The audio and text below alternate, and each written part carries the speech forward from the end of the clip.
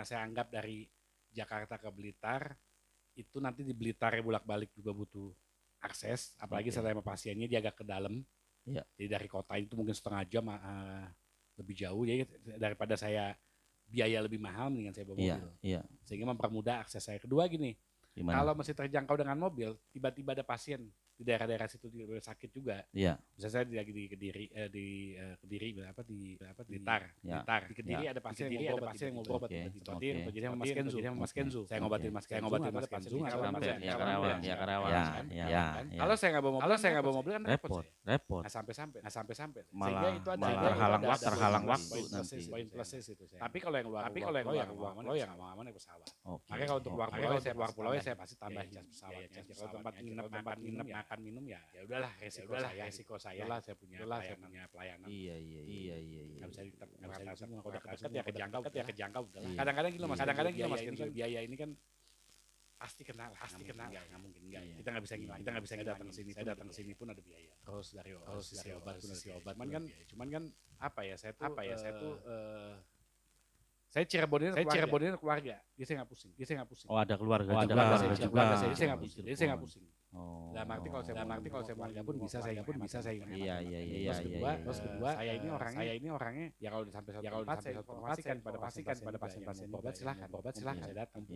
Dan nggak ada perbedaan. Misalnya Mas Kenzo berobat sama saya. Terus begitu lagi berobat di Cirebon yang berobat lagi. Oh saya beda sama Mas Kenzo yang ada. Biaya sama ya. Parahannya tetap sokannya. Tetap ya mungkin untuk makan minum hotel apa saya nggak sama aja. Sebenarnya sih nggak ada beda macam-macam ya. Justru sebenarnya ngomong yang di luar kota. Saya saranin lebih ke home care. Karena kalau mereka biaya hidup Jakarta mahal segala-gala. Mahal. Ongkos. Kalau di luar kota, kalau di Jabodetabek, saya sarankan datang ke klinik. Ya kan, jadi mereka pun ya karena dekat sih. Kalau misalnya jauh-jauh kan nggak mungkin lah. Pasti nginep, ambil penginapan, makan mahal, lebih mahal. Ya pilihannya seperti itu aja. Iya. Insya Allah nggak ada. Oke, saya potong lagi Pak Kamran. Kan kalau misalkan sudah konsultasi nih, ada salah satu pasien kayak saya contohnya kenal sama Pak Kamran dari awal konsultasi untuk biayanya juga dikasih tahu sama Pak Kamran segini. Kok kenapa harus diwajibkan ngasih DP? Coba alasannya. Ya. Saya pernah terjadi. Gimana? Jadi saya dulu pernah pasien di Makassar. Sebutnya Makassar. Ada 6 pasien daftar. 6 langsung itu. Saya masuk TV nasional di zaman itu. Saya itu waktu memang pikir ya udahlah ada 6 pasien daftar, saya berangkat. Dan saya nggak minta DP. Enggak ambil. Pengalaman itu ya. Terus lanjutkan. Sampailah saya ke kota tersebut. Setelah satu bagian sama orang ini saya berangkat. Setelah saya sampai, mungkin saat itu pasien juga nggak merasa sakit. Udah pakai obat-obatan ya nggak kumat lah ya. Semua saya telepon nggak ada. Semua saya informasikan nggak ada yang berobat. Saya 3 hari nunggu di hotel segala macam biaya saya sendiri. Akhirnya nggak ada satu orang pun datang untuk berobat. Mau nggak mau saya pulang lagi. Kemarin pun ada yang berobat di kepulauan ya, Oke. Begitu juga, saya bahkan kadang-kadang gini loh, takut ya, lihat record saya udah kemana-mana sampai. Kalau saya ngebohong ya rusak nama saya. Ini kan masalah kepercayaan Mas. Jadi mungkin pelajaran juga buat pemirsa. Modal dalam bisnis apapun nama baik. Betul. Kepercayaan, nama baik. Jadi saya juga mesti menjaga nama baik keluarga saya. Jadi ini bukan pengobatan yang kemarin kan itu udah tahun sejarah. Mungkin saya rusakin. Nah itu yang saya tanamkan juga pada hari ketika ngobatin komitmen. Nah, hal seperti itu ketika orang luar pulau kasih saya DP itu setengah udah habis buat ongkos pesawat. Udah habis. Contoh ada pasien di Makassar. Dia udah DP misalnya. Anggaplah DP-nya dikasih 10 juta. Ongkos pesawatnya 3 juta. Oke. Nginep di sana, makan udah habis 1 juta udah habis transport saya. Pulang balik ke bandara. Kalau nggak jadi berobat, hilang 5 juta kan udah hilang. Iya. Saya cuma pegang 5 juta, malu, udah jauh-jauh. Tapi kalau orang DP itu juga ada poin. Ketika dia DP, menyatakan dia berarti serius, enggak omongnya doang, modus. Apalagi saya ini sekarang saya cowok panggilan, dipanggil ngobatin kan. Iya. Jadi jadwal itu penting. Buat saya ketika saya mau berobat Pak, nggak DP ya, bakal saya belum jadi. Tiba-tiba ada orang yang duluan yang DP, itu saya duluin Pak. Karena apa? Itu serius, yang ini belum serius. Bisa berubah gitu.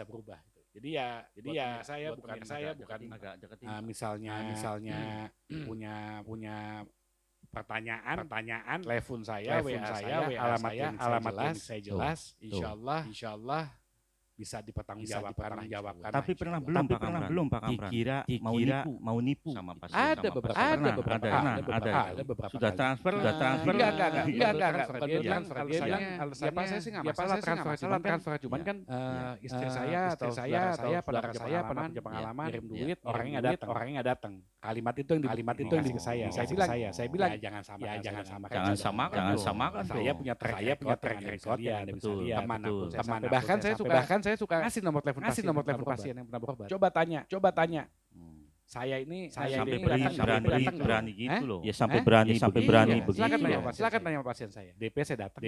Waktu enggak janji. Seperti Mas Kenzo. Saya bilang Mas Kenzo, saya pastikan. Tapi dia udah enggak sabar, cepet aja sebelum jalan Pak. Ya, bukan. Ini cepet tuntas kita ke Batam. Saya di Batam kan. Ya saya belum bisa sebelum pasien copot, tapi saya udah prediksi selambat-lambatnya hari Senin saya udah pasti udah gitu kan Pak Kamran. Waduh ini Mas, saya lagi ada perbaikan jalan nih. Jadi istirahat dulu. Jadi enggak ini orang. Sempat jantungnya. Jadi memang kemarin karena naik Mas Genzo ya. Saya juga nggak prediksi itu bahwa saya akan ada perbaikan jalan.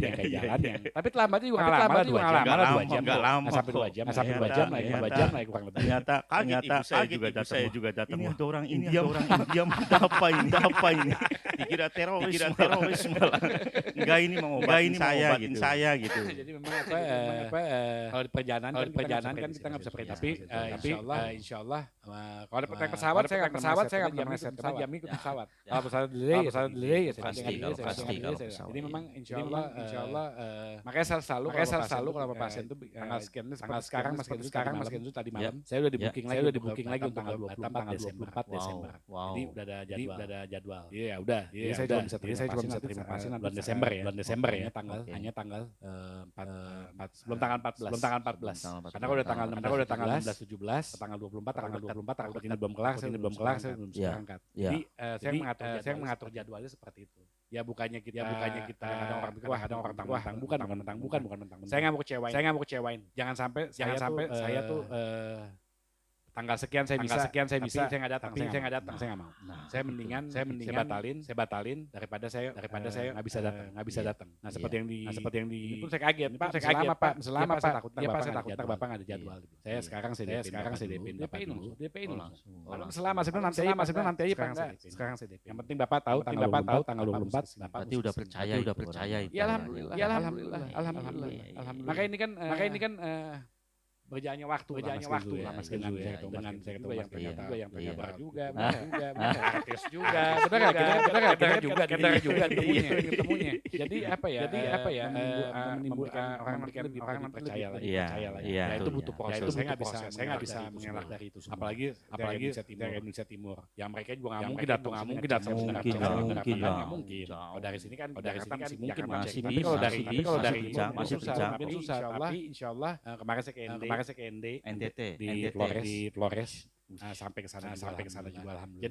Jadi selama bisa saya jangkau dengan pesawat saya datang.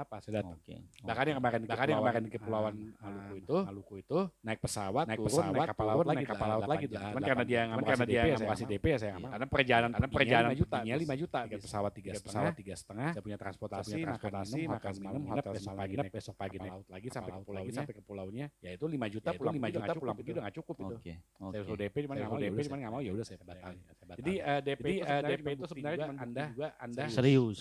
nggak bercanda gitu. Dan jadwal ya memang ngikutin saya. Jadi begitu teman-teman, jangan ada pemikiran pengobatan di Wasir IT atau Pak Kamran ini ada kasus penipuan, orang yang nggak datang, udah dikasih DP tapi orang yang jangan ada pemikiran seperti itu. Saya pribadi ini udah pengalaman sendiri dan tolonglah lihat Wasir IT di pengalaman video yang tahun lalu udah ada semua pasien dari itu kepercayaan gitu. Jadi jangan ada pemikiran nipu enggak ya takut nih uang saya terbawa sama Pak Kamran gitu enggak datang ke sini. Dulu saya sempat pemikiran seperti itu juga. Tapi karena sekarang udah nyata enggak ada. Itu manusiawi. Wajar ya.